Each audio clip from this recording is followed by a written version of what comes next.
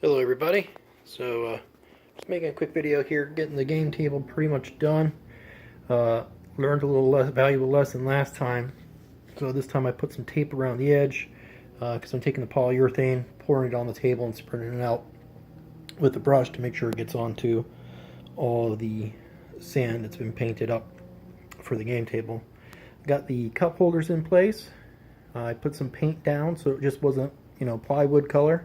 I drilled another hole for a port so that I could put a power strip that has USB ports on it as well on the table, which I can then move around. That's why it's got a hole, so I can plug it into an extension cord so I can use it in other places in the home if I need to, or I can use it at the game table, plus it allows us to move it around at the game table too. Then the cup holders are obviously for drinks, so drinks don't get spilled. This empty area in between separates the two 4x4 tables. This allows you to be able to put your tokens, dice, pens, pencils, cards, you name it, in it somewhere. Now I also polyurethane that centerpiece as well as this part over here tonight. I did this part already. This is all nice and dry. That's not going anywhere anymore. It's very unlikely it's going to chip off. When it dries up a little bit different than what it looked like before I put the urethane down. It gives a slight tinge yellow, even though it's supposed to be clear, but for the most part it really isn't enough to make me go and cry about.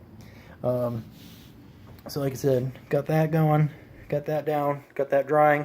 But yeah, when I put the other side down with the polyurethane, I didn't think about the table not being level and the floor not being level in here, so I had some that went to the edge on the other side and dropped down. And I don't know if you can tell, but my bookshelf that I'm building to, one, keep my child out of the computer room, and two, we can put her toys and books on, that stuff dripped down there, and so now I'm going to have to sand that down before I go ahead and put urethane on this to seal this up, so that way I can put that in the room. I got a backing for this as well already. It's just a matter of, oh shit, I should have done that. But it's just a matter of getting that done. I gotta give it a light sand. I gotta go buy some more urethane, and then I'll urethane that up. Now, if anybody's wondering what urethane I'm using a clear satin for mid-wax fast drying. It doesn't take too long to dry. Give it 24 hours and you're pretty much good to go, depending on how thick you put it down. As you can see here, that's the other table. I put down wood glue, then I got sand that you put down for pavers. I put that on top, I let that dry overnight, and then the next day I came with the wet vac and I sucked up all the extra. In hindsight, I probably really shouldn't have done that.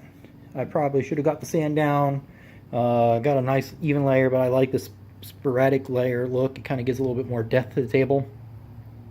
And I probably really should have took one of my tarps and put the tarp down, and then once the glue and the sand was on the table, tipped the table over so that it hit the ground, and then the excess would have poured off, and then picked it back up and let it dry that way, and then continue on as normal.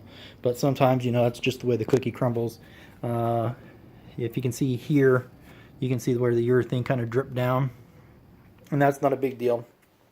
So the only other thing I got left to do on this table now after that dries is I got side pieces that are going to go here and here around the whole perimeter of the table. They're actually down underneath there with the other plywood, and that's going to encase my table, including the centerpiece, with wood, so models and dice can't fly off the table on accident.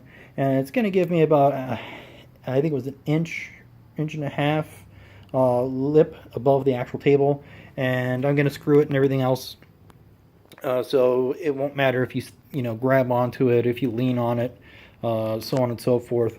It'll be in there nice and good. It's not going to go anywhere, and that's going to give you a stable place and a safe place for your models and dice. Alright, just wanted to give this quick update. Once the table is completely done, I'll make another video for that. Oh yeah, I got some more fence in the back that I got to pull up, so I'll be able to do the last two legs underneath this table. In the middle, it's shy 2 legs. Once those 2 legs are in place, I have 4x4 sections of plywood. You can see one back there just in front of the air conditioning unit.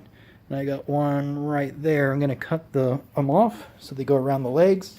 And then I'm going to put those down with support pieces underneath. And that way we can put, you can put a terrain, anything you want down there. Terrain, your bags, your, I could put I'm not going to put the lawnmower down there, but, I can put whatever. I can use it for general storage or game hobby storage, and that'll help get some stuff up off the floor and be able to put stuff away in a timely manner. Just in case anybody doesn't remember from the last video, this table is 10 feet long and it is 4 feet wide. So you have just shy of 2 feet in the middle for your stuff. You got 4 feet and 4 feet there. Playing square footage to play on. Alright, I'm going to cut the video here. You guys have a great night.